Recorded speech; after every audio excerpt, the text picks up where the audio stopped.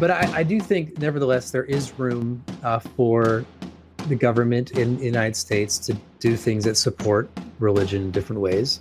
I think one would be Sabbath laws on Sunday, so that people would be encouraged to then attend church and they wouldn't have the distraction of that. It also means that people wouldn't have the temptation to work on Sunday. I mean, if I could be a waitress or something on Saturday, and instead they could go to church. So I think that would be, and that of course there have been Sunday Sabbath laws for history. That was Stephen Wolfe, postdoctoral fellow at Princeton University and author of the 2022 book, The Case for Christian Nationalism. On Mark Harrington's radio show, Wolfe suggested that laws requiring businesses to shut down on the Sabbath should be legal and reflect his vision for a Christian America. Been waiting all day for Sunday night football? Too bad. The NFL will have to find another day to play. Wolfe's book created a small storm when it was released in 2022, but reinstituting Sabbath laws was just for fun. If you're a heretic or a non-Christian, there isn't much good news in this gospel. I've been focusing on David Barton in this series, but he is not the only Christian nationalist, and certainly not the only one who revises history to get a past which provides a solid foundation for a Christian nationalist vision. In this episode, I want to focus on Wolfe's version of Christian nationalism, which appears to be of interest to a subset of Christian national conservatives. Like Barton, Wolfe views the founding of America as distinctly Christian. However, in contrast to Barton, he acknowledges that Jefferson was a strict separationist, but then minimizes his influence on religious freedom in the new nation. Let's see how that works out. There is a dark side to Wolfe's vision.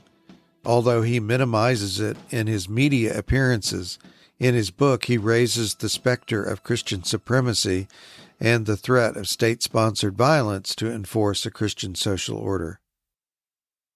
Buckle up. This isn't for the faint of heart.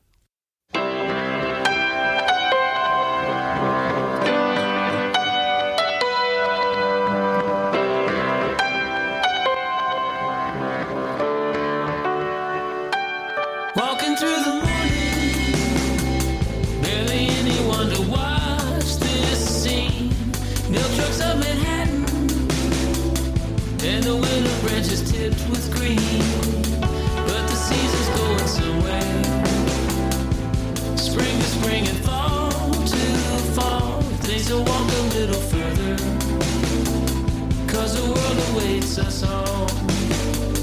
I'm Warren Throckmorton, and I'm co-author with Michael Coulter of Getting Jefferson Right, fact-checking claims about Thomas Jefferson.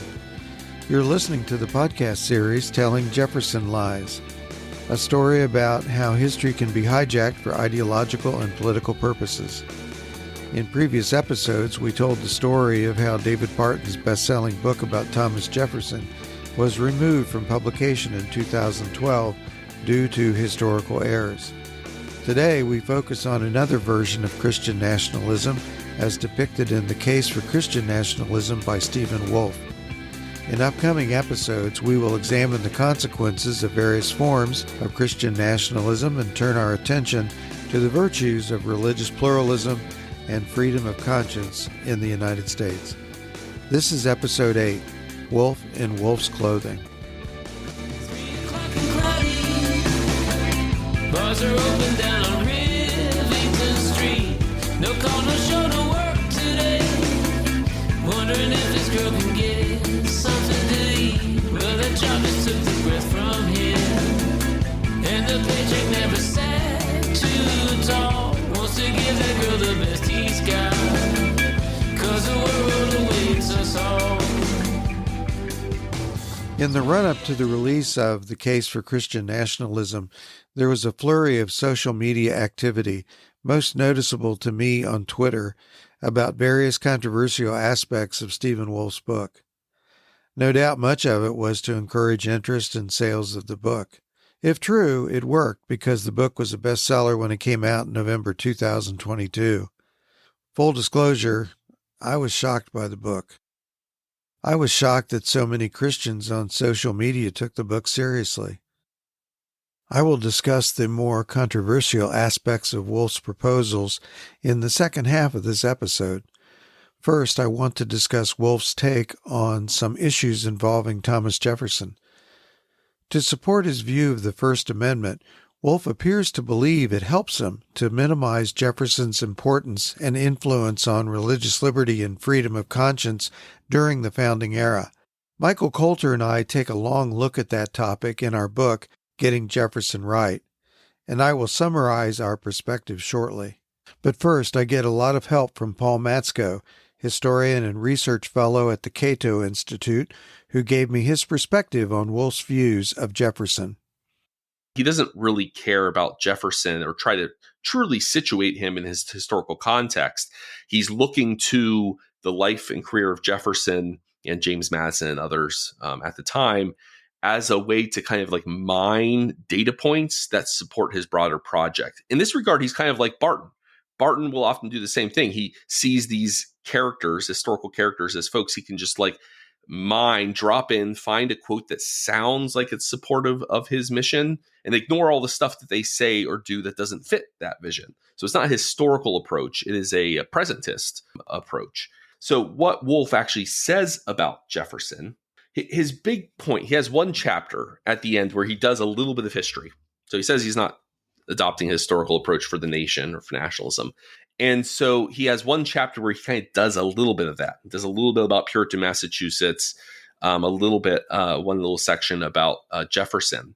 So the goal in this section is really pretty straightforward. It's just to say, my vision of Christian nationalism is okay because there was a vision of Christian nationalism in the founding era. And he doesn't bother to say that my vision of Christian nationalism is just like their vision. It's just good enough for him to be able to say there was Christian nationalism then, and it had kind of meaningful presence. And therefore, you can't say that my vision is unconstitutional because there was Christian nationalism then. This is all kind of ludicrously thin because, again, just because there was Christian nationalism then, which there was and there has always been, doesn't justify your particular vision. But this is the game he's kind of playing here. So Jefferson pops up because he notes, he has to admit that Christian nationalism of the sort he's talking about, really when we're talking about in the 18th century, when we say Christian nationalism, that's not language they would have used. They would have talked about establishmentarianism. And of course, prior to the Revolution, 10 of 12 colonies, goes down to 9 after Virginia in 1786, but 10 of 12 colonies had established religions, which meant that the state government would tax people and subsidize those churches. They would pay part of the clergy's salaries. They would help pay for construction of buildings sometimes. And people were often compelled to attend religious services if they wanted to, depending again on the state by state, if they wanted to vote, if they wanted to have full kind of civil rights in the state. There were all these different pressures forcing people to conform to the established church. And then you have to pick a denomination. So in Massachusetts, it's the Congregationalists by the 18th century. In Virginia, it's the Anglicans and then Episcopalians. And so every state has their own different denomination that they kind of make the established religion. And so Wolfe knows that he can't just say that they're all Christian nationalists, they're all establishmentarians back then, because they weren't. And of course, the most famous non-establishmentarian, the most famous disestablishmentarian of the time is Thomas Jefferson. Everyone's heard of Thomas Jefferson today, right? You know, they might not have heard of other disestablishmentarians like Isaac Backus or John Leland or so on, but they've heard of Thomas Jefferson. So he needs to deal with the kind of inconvenience of the fact that there was a meaningful minority of folks at the time, including founding fathers, who didn't want official state churches, either on the federal or state level. And so he has to kind of deal with the problem then of Thomas Jefferson. So the way he deals with this is he says, look, Jefferson wrote a law called the Virginia Statute in the 1770s. It's adopted in 1786 by Virginia, which leads to disestablishment. Now the Episcopalian Church is no longer the official state religion of Virginia. And so he notes that it happens, but that his argument is this: Jefferson's Virginia statute has received far more attention after the founding era than it received at the time. And he further goes on to say that neither Jefferson's Virginia statute nor James Madison's Memorial and Remonstrance Against Religious Assessment, which was, in the same vein, significantly influenced public opinion or state constitutions. So he's saying, like, there's this little minority of weirdos who, yes, disestablished Virginia, but no one paid attention. No one cared. It wasn't a big deal. No one talked about it. It didn't influence the public. That's his claim. That's how he deals with the problem of Jefferson, which is remarkably silly, an unserious thing to say.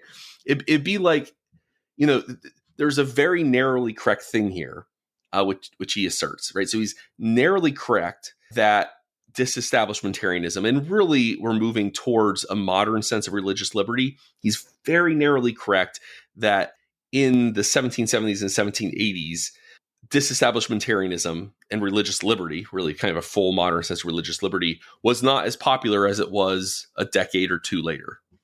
Okay, well, that's true, but that's the direction it's evolving, right? It'd be like, imagine if someone said with a straight face that Martin Luther, the Protestant reformer, that his ideas didn't significantly influence public opinion prior to 1517, or really until the 1520s. Well, yeah, duh. But what happened next, right? That would be a silly thing to say. That's basically what he's doing with Thomas Jefferson here. So, I think if you asked any Jefferson scholar to analyze what Wolfe says in this book about Thomas Jefferson, they would just, they'd fall out of their chair laughing, because it's a ludicrous argument being made.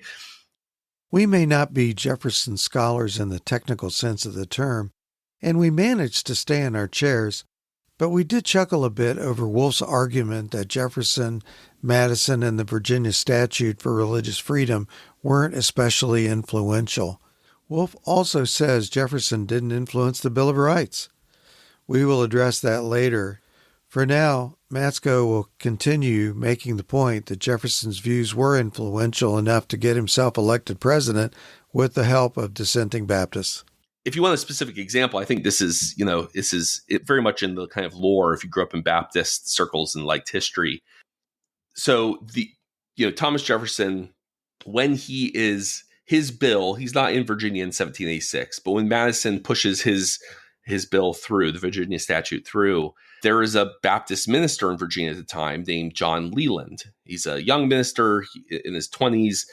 He gets some of his first congregations in Virginia, even though he's from up north. He moves back up to Massachusetts and Connecticut afterwards. But while he was in Virginia, he was very much a huge proponent of the Virginia statute, because as a Baptist, he was not on the side of the establishment. Baptist ministers in Virginia were being actively persecuted. They had to pay special taxes or apply for special exemptions. Some of the early Baptist preachers were jailed or, rode out of town on a rail, if you will. And so he had very good reason to say, look, we need religious liberty. If you're someone who believes in, the freedom of conscience, soul liberty in the Baptist sense, then you should be in favor of disestablishmentarianism. So he's a huge Jefferson fan then. And that continues when he moves back up north. In the election of 1800, it's Thomas Jefferson versus John Adams. Adams representing the kind of Federalist, established church, Congregationalist point of view from New England.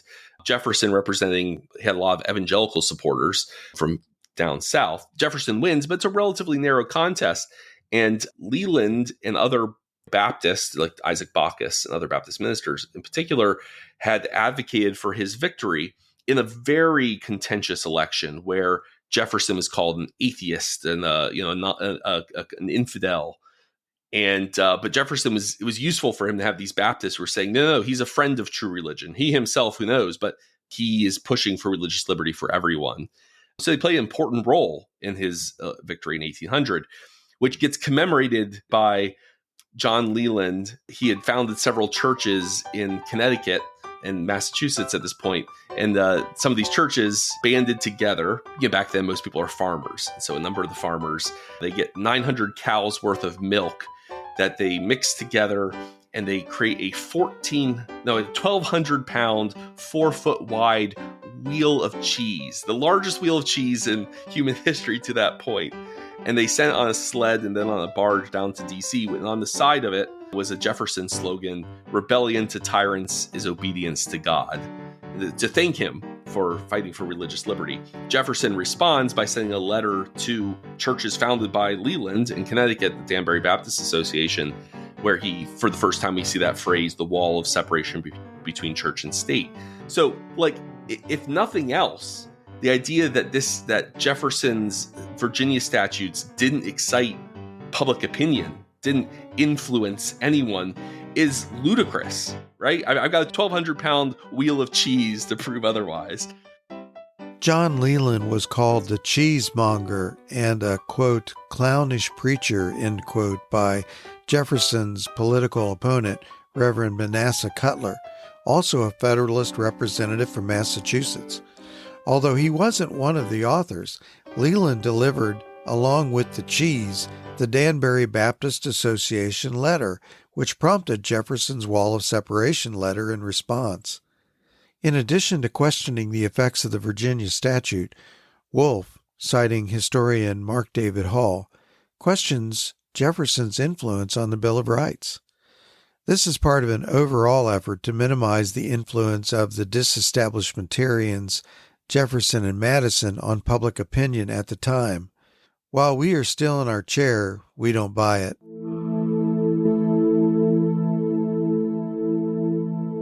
While it is true that Jefferson was in Paris and was not present for the debates on the Bill of Rights, it is not true that he did not attempt to influence debates.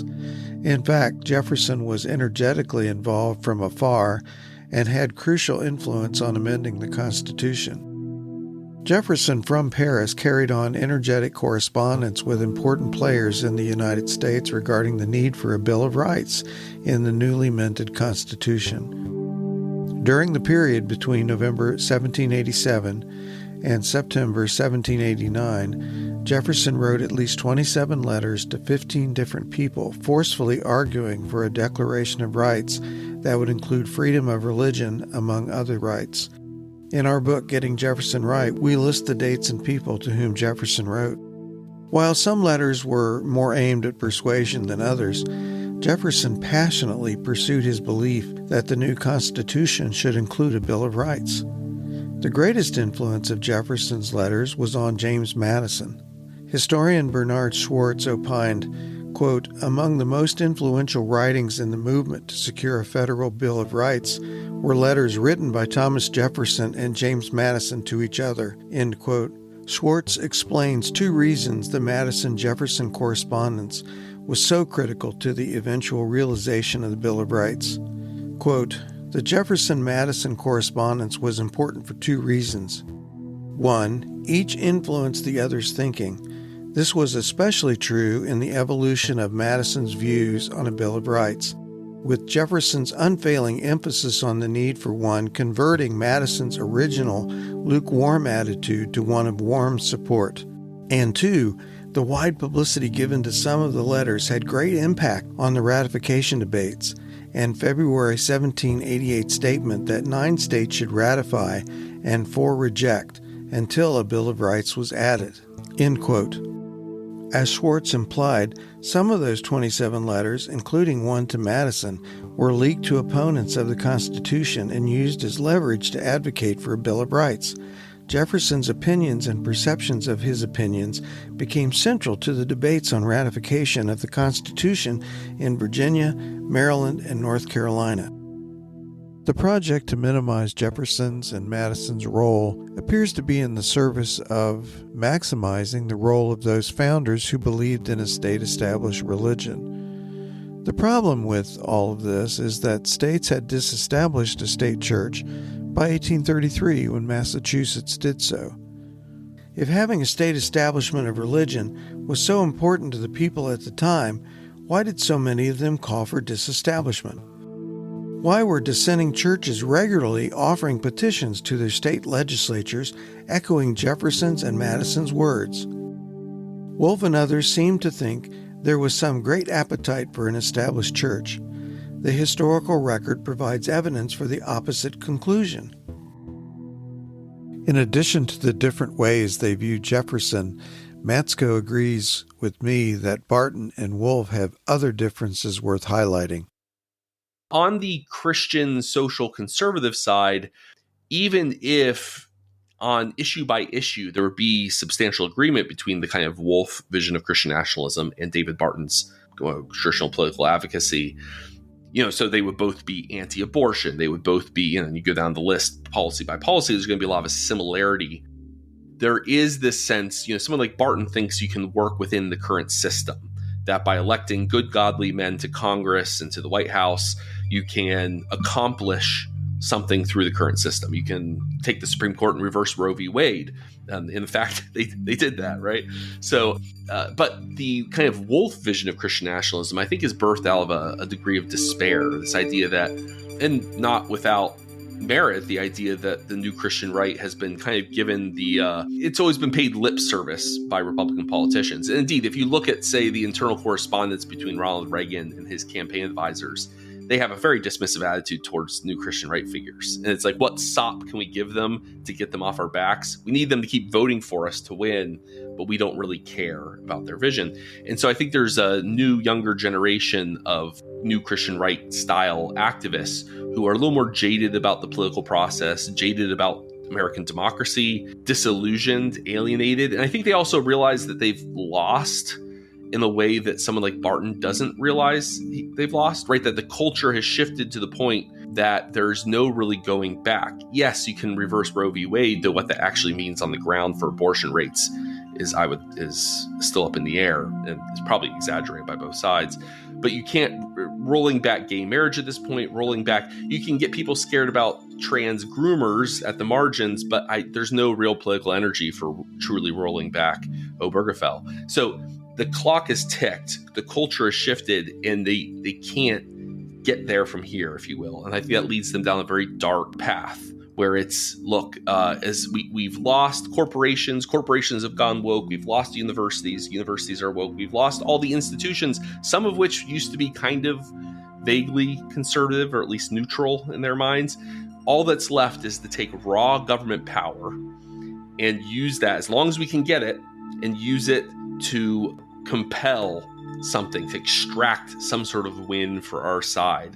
And so it's kind of, all this leads to a dismissal of our political and social institutions writ large. And so someone like Wolfe isn't satisfied with getting, George W. Bush elected, an openly born again president. That's not good enough. You need to reject democracy and really get a Christian prince in power. The goal should be to go back, roll back the clock on Western liberalism, on democracy, to a time of theonomic vision of Christian princes and potentates who enforce Christianity through the sword on other people, whether they like it or not. And so that there's a meaningful distinction there, even if I think it's important not to collapse all of this into the same phenomenon. There's been some evolution. It's not in a good direction. I don't think that's an improvement over Barton. When I read Wolfe, I react in a similar way as Matzko. Barton seems almost like Mr. Rogers in comparison to Wolfe's angry young man routine.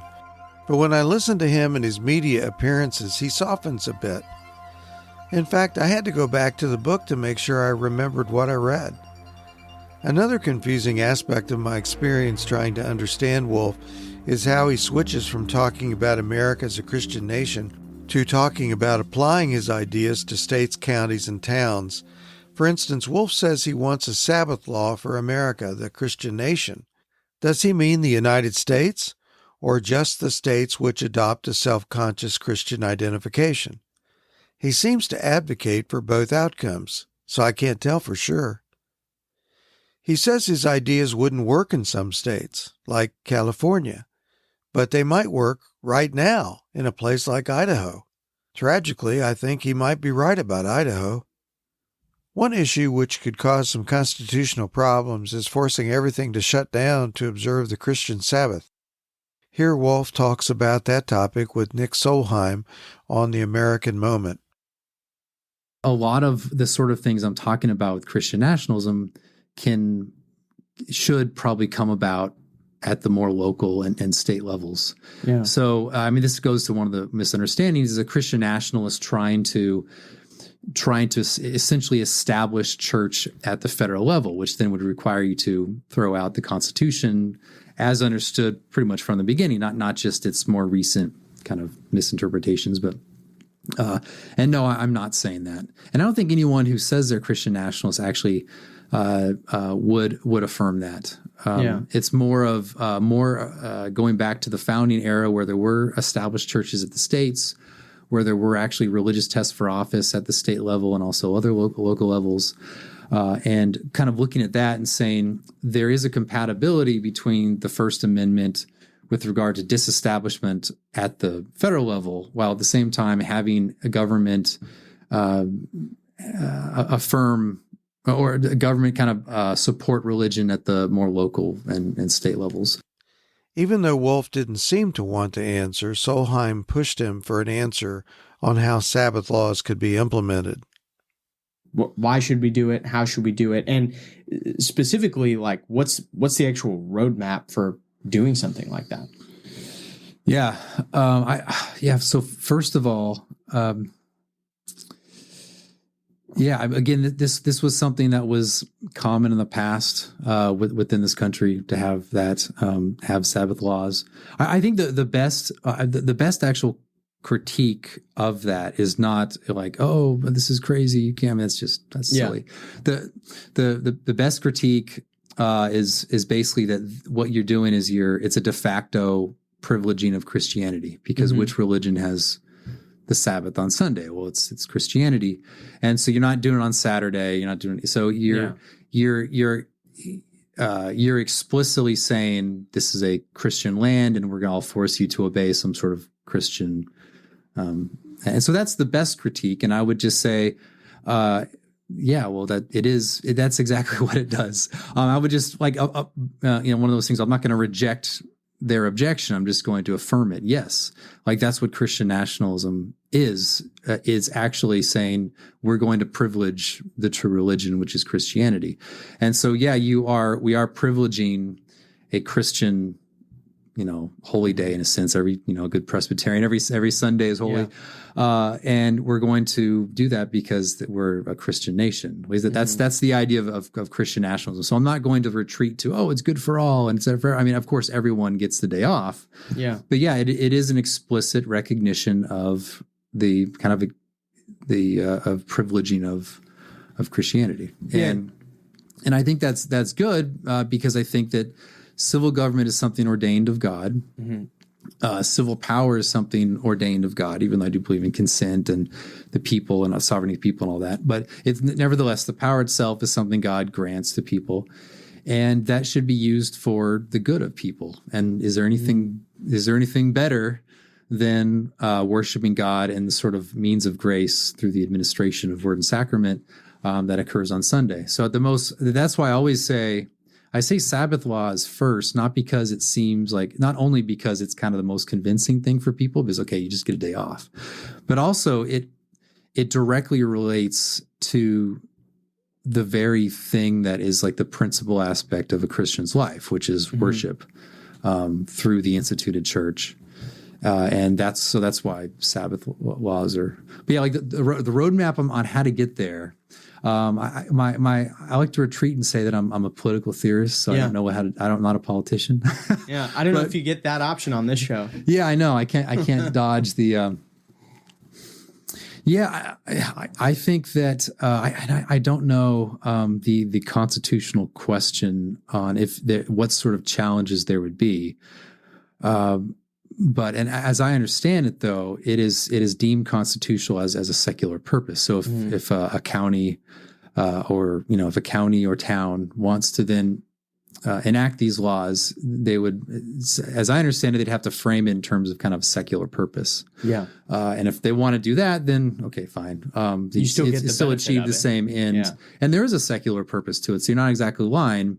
But it's the better purpose, the higher purpose of it will be precisely the, church attendance, worship God. And there is another problem.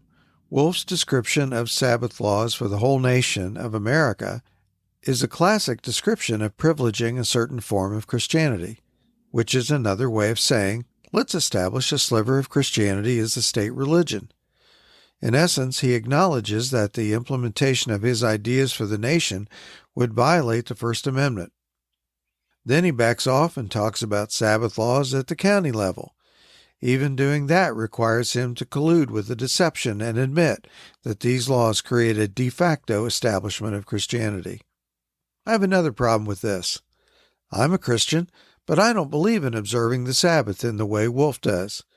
In my way of thinking, it is up to each individual to decide what they do on Sunday.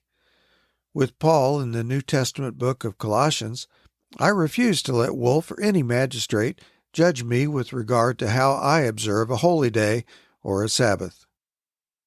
It's pretty arrogant to think that he gets to decide what to do on Sunday for everybody else. But that's the whole project in a nutshell. And it gets worse. On the topic of state-sponsored violence, I am genuinely confused about what Wolfe advocates. As we will hear shortly, Wolfe says he doesn't want to see persecution of religious minorities. However, Matzko isn't making things up. Listen to what Wolfe writes in his book about punishment for what he terms arch heretics. Quote, "Arch heretics are publicly persistent in their damnable error and actively seek to convince others of this error, to subvert the established church, to denounce its ministers, or to instigate rebellion against magistrates. For this reasons, they can justly be put to death." Wolfe adds that, quote, "This is not to say that capital punishment is the necessary, sole, or desired punishment. Banishment and long-term imprisonment may suffice as well. And perhaps a Christian people may consider some heretics harmless, or they might conclude that suppressing heresy is, in at least some cases, more harmful than the heresy itself. The crucial point here is that civil action against heretics is justified in principle, but the practice of it requires considerable discernment, care, gentleness, and prudence." End quote. Now, we get free speech and freedom of expression. Under Wolfe's regime, arch heretics could get the death penalty for instigating a church split. If sufficient discernment, care, gentleness, and prudence are exercised, maybe such rascals will be banished or imprisoned. I'm pretty sure this will be my fate just for doing this podcast. What about non-Christians? Like Christians in a communist nation, if they keep quiet about it, they may be okay. But if they try to live out their beliefs, they may suffer a heretic's fate. Wolfe reasons that, quote, "Those who do not profess Christianity and yet proselytize their non-Christian religion or belief system or actively seek to refute the Christian religion are subject to the same principles outlined above. They are not technically heretics, but they are doing the same class of actions and for that reason are subject to the same process and punishments. The purpose is neither to compel faith nor punish them for their rejection of Christianity, but rather to suppress or eliminate any influence they may have upon Christian society." End quote.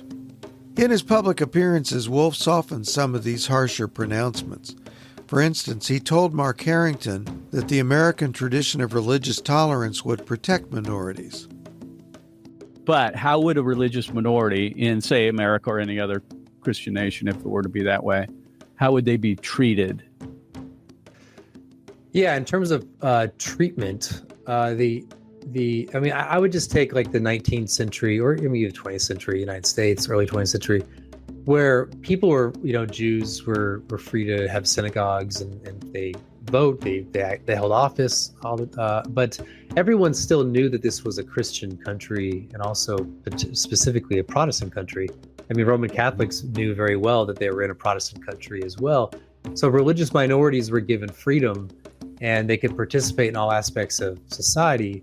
But there still was a common conception that, this is a Protestant Christian country. And the Protestants were confident enough to say, then it's going to stay that way. There's a complicated history with all that, of course. But so I know people have this fear because, of course, there is a long tradition of kind of persecuting non-Christians and also kind of minority Christian groups, and Baptists are anxious about certain aspects of a Presbyterian like me talking about Christian national or Christian nations. But I think that, again, our own tradition is that we can have a confident Protestant country or a confident Christian country, while at the same time extending the kind of the liberties to people who are not Christian. So I do think there are talking about compelling worships, throwing people in jail, those types of things, setting up ESG scores against those who don't believe in Christ, that kind of thing, right? I mean, you're not promoting that or anything close to it. Yeah, there wouldn't be any sort of jail or cancel them on calling on with. Yeah. I do think, though, that it's fair, I think it's fair to say that if you're in a Protestant country, people are going to frown on, or if you're in a Christian country, people are going to frown on someone who's like an outspoken atheist, or someone who wants to subvert that the kind of the Christian foundation, the Christian self-conception. But if people live here peaceably and they don't try to subvert the kind of the order of society, then they're perfectly free to. And this was true for, broadly speaking, for religious minorities in the country. So, but I do think, if I went to Egypt right now and I lived in Egypt for a couple of years, I would feel a little bit separated or alienated from Egyptian culture for obvious reasons, because I'm not Muslim, right? I mean, it's kind of a natural outworking. That's kind of an analogous situation where you have a self-confident Muslim nation, and I know there's some persecution kind of under the law or outside the law that happens in these places, but in the sort of American Christian country I'm thinking of, it is a self-confident Christian country. It will kind of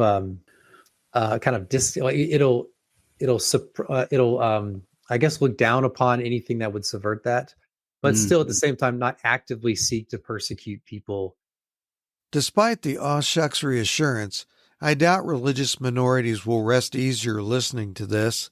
When you're a white Protestant male, it's easy to gloss over decades of persecution of Jews, Catholics, Mormons, Jehovah's Witnesses, and other non-Protestants. Wolfe ends up making a bizarrely calm analogy, saying religious minorities would be treated here as they are in a Muslim country. Invoking Muslim nations with their intolerance of other religions isn't exactly reassuring. Egypt was mentioned in their conversation. Here's what Open Doors, an anti-religious persecution ministry group, says about Egypt. Quote, Christians who have converted from Islam experience the most severe persecution. They face enormous pressure from their family and community to return to Islam, and Egyptian security services are known to detain and intimidate converts to keep quiet about their conversion. The state also makes it impossible for converts to officially be recognized as Christians. End quote. If Wolfe says Christian nationalists won't persecute non-Christians, then why does he say in his book that it is permitted? Why should we believe him when other Christian establishments he points to as exemplars did use violence? As Paul Matzko points out, the states and colonial governments Wolfe reveres did use violence to attempt to keep social order. All of these conversations, Christian nationalists, they glide over the fact that their vision requires literal physical violence being done. I mean, when you look at, say, state establishments or earlier colonial establishments of religion, violence was the tool for suppression of religious dissent. Wolfe credulously just takes John Winthrop's and Cotton Mather's word when they say they weren't persecuting people for religious dissent, which is silly. Again, he's just like, oh, sure, they said they weren't persecuting anyone, therefore they must not have been. But if you read about the stories of Quakers and Baptists and nonconformists who had their tongues bore through, had their ears notched, were executed, were hung, or, you read those stories and you realize that maintaining a true establishment of religion requires massive state violence and the threat of massive state violence. Wolfe also tells us in his media appearances that he believes in consent of the governed, but in his book he says such consent from non-Christians is not necessary. In absence of a majority vote to establish a Christian commonwealth, how might a group of impatient Wolfean Christian nationalists bring this power structure to rule? Listen to the plan laid out in the case for Christian nationalism. Quote, another question is whether a Christian people, constituting a minority of the population under a civil government, can revolt against a tyranny directed at them, and after successfully revolting, establish over all of the population a Christian commonwealth. The issue here centers on whether a Christian minority can establish a political state over the whole without the positive consent of the whole. I affirm that they can. But what about consent? Would not Christians have to disregard the non-Christian withholding of consent? They likely would, but no one and no group can withhold consent such that they effectively deny the establishment of a properly constituted commonwealth. None can withhold consent in order to prevent the establishment of true justice. Can a group of people withhold consent to prevent laws against murder?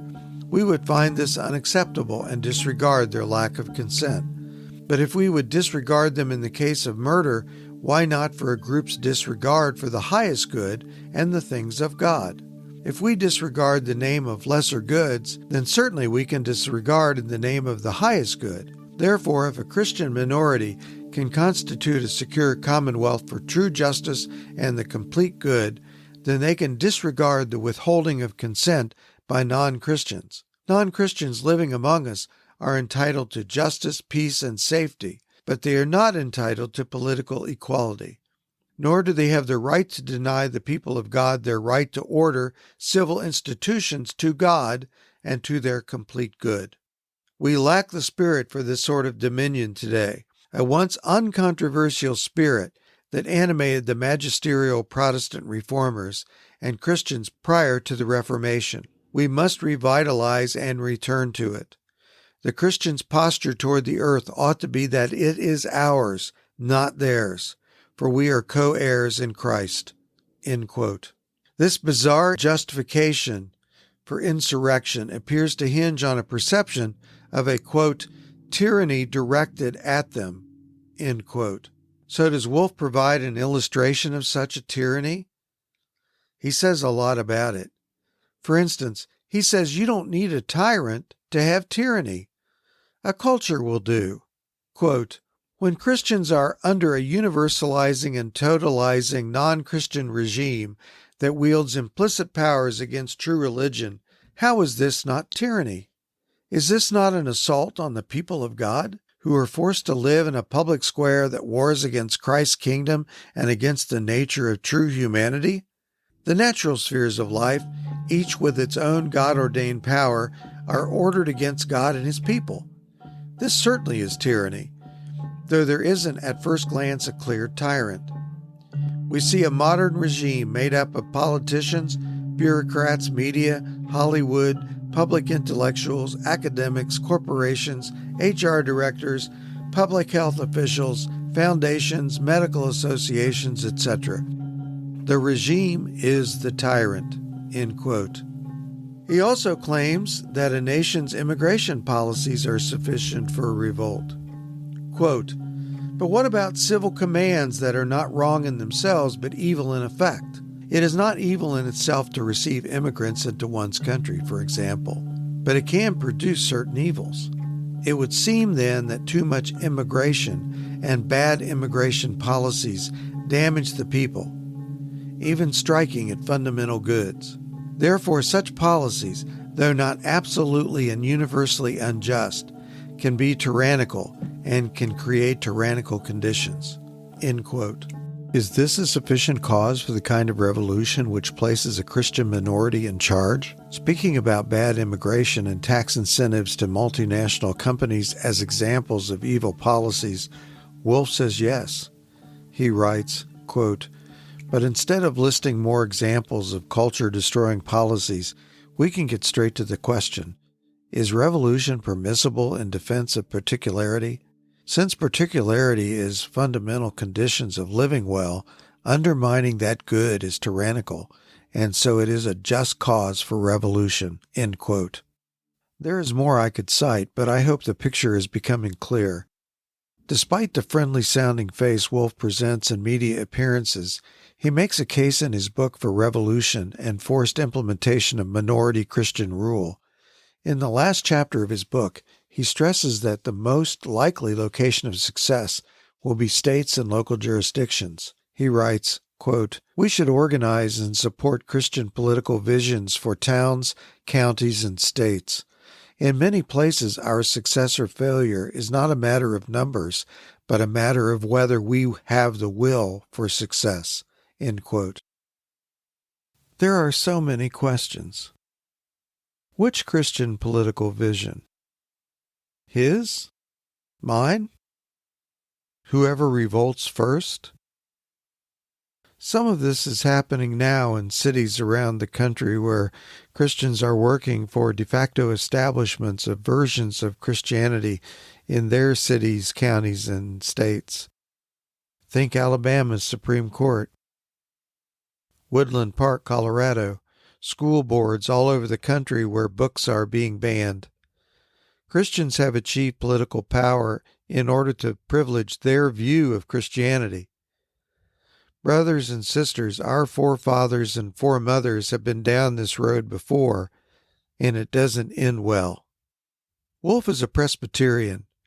Surely he knows that the Presbyterians in Virginia submitted multiple petitions in support of the 1786 Virginia Statute for Religious Freedom written by Thomas Jefferson.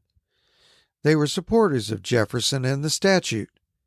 Listen to church historian and dean of arts and letters at Grove City College, Paul Kemeny, talk about the support of the statute from the Virginia Presbyterians. But they became convinced that Scripture taught that a free marketplace would allow churches to thrive, and the truth of the gospel itself to persuade people and convince people, and that God works voluntarily through the power of the Holy Spirit when the gospel is preached clearly and persuasively to convince, convert people. And virtue is cultivated that way, not through coercion. In a couple of their memorials, they point back, they note that Jesus did not depend upon the power of the state to advance his kingdom or to promote his gospel message in his earthly ministry here, and that the church should emulate Jesus in that regard. Truth is beautiful, truth is compelling. In the midst of the war, he offered us peace. He came like a lover from out of the east, with the face of an angel and the heart of a beast. His intentions were 666. He walked up to the temple with gold in his hand, and he bought off the priests and propositioned the land. And the world was his harlot and laid in the sand, while the band played 666. Telling Jefferson Lies is written, produced, and hosted by Warren Throckmorton. For more information, go to gettingjeffersonright.com. Today's closing song is 666 by Larry Norman. I want to thank Charles Norman and the Larry Norman Estate for permission to play the song. Telling Jefferson Lies theme song is The World Awaits Us All by Roman Candle. See the show notes for more credits. And thanks for listening. His table and slept on the floor, but he starved us and beat us and nailed us to the door. Well, I'm ready to die, I can't take any more, and I'm sick of his lies and his tricks. He told us he loved us, but that was a lie. There was blood in his pockets and death in his eyes. Well, my number is up and I'm willing to die if the band will play 666. If the band will play 666. If the band will play 666.